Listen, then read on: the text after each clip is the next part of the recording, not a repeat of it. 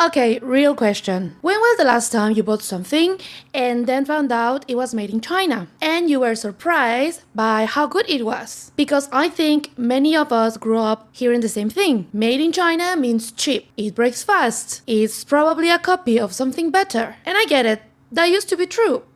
Well, kind of. But I've lived in China for over a decade. And what I've watched happen here with Chinese companies, Chinese brands, Chinese technology is one of the most wild transformations I've ever seen. So today I want to tell you that story. Not the boring business version, just what actually happened, why it matters, and why you're probably already using Chinese technology without even realizing it. Where it started. So let's go back about 40 years ago. China made a big decision. We are going to open up and start selling to the world. And the way they did it was simple, making things fast and making them cheap. And it worked. China was basically the place where everything got made. Your clothes, your toys, your electronics. A huge part of it was coming from China. But here's the thing. A lot of it was not great quality. And some of it was straight up copies of other products. There's actually a word for this in Chinese. Shanzhai. It means knockoff. And the most famous examples was phones. Fake iPhones, fake Nokias, except they cost almost nothing. And honestly, some of them had features the real ones didn't. 2 SIM cards, a huge battery. One of them even had a built-in TV antenna. I'm not joking, I remember seeing this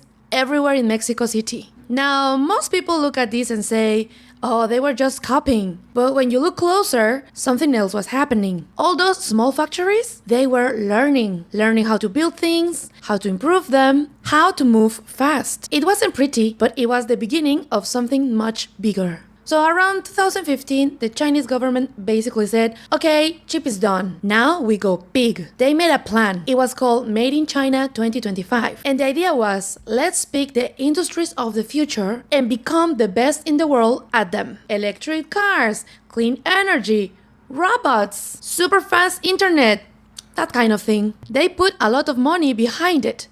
A lot. Other countries, especially the USA, were not happy about this. They said it wasn't fair competition. And honestly, that debate is still going on today. But here's what I can tell you from living here. The plan worked. Maybe not perfectly, maybe with some problems along the way, but the results, you can see them everywhere. Let me show you what I mean with real examples. Electric cars. In 2024, China sold more cars to other countries than any other nation in the world. More than Germany, more than Japan, more than the USA. And most of those cars? Electric. There's a company called BYD. They started making batteries in 1995. Today, they sell more electric cars than Tesla. Their cars are all over Asia, Europe, South America, everywhere. And then there's CATL. They make the batteries that go inside electric cars. Not just Chinese cars. BMWs, Volkswagens, Fords, even Teslas. They've been number 1 in the world for 9 years straight. Phones. You probably heard of Huawei. A few years ago, the US basically tried to stop them, cut their access to key technology. The idea was to slow them down. What did Huawei do? They figured it out themselves, built their own system, made their own chips. People said it couldn't be done, and they did it anyway. And then there's Xiaomi, which a lot of people outside China still think of as a cheap brand. But in huge parts of Asia, Africa, and Europe, is the phone people choose. Not because it's the budget option, because it's genuinely good. Solar energy and robots. Real quick, 2 more things worth mentioning. 8 of every 10 solar panels in the world are made in China. That's not a small number. And factories here are now full of robots. And China is making those robots too, not just buying them. Okay, so why did this happen in China and not anywhere else in the world? Well, there's a few reasons. One, the country is huge. 1.4 billion people. When you have that many people buying your product and giving you feedback, you learn really fast what works and what doesn't. Chinese EV companies had years of experience before their competition did. That's a massive advantage. 2.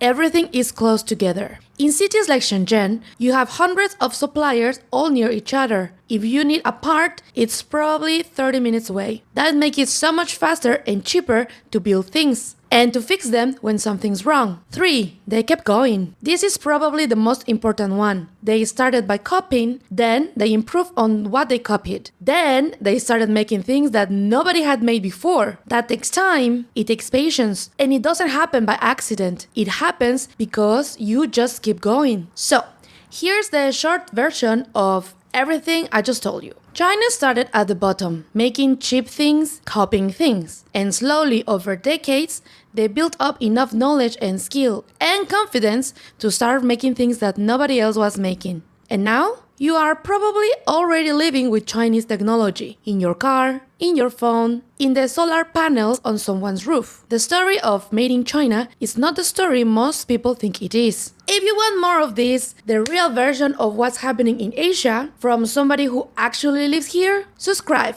it means a lot. And drop a comment and tell me what Chinese brand surprised you the most. I'm genuinely curious. Anyway, that's all for today. I hope you liked it. Thank you for accompanying me and see you next time. Bye bye.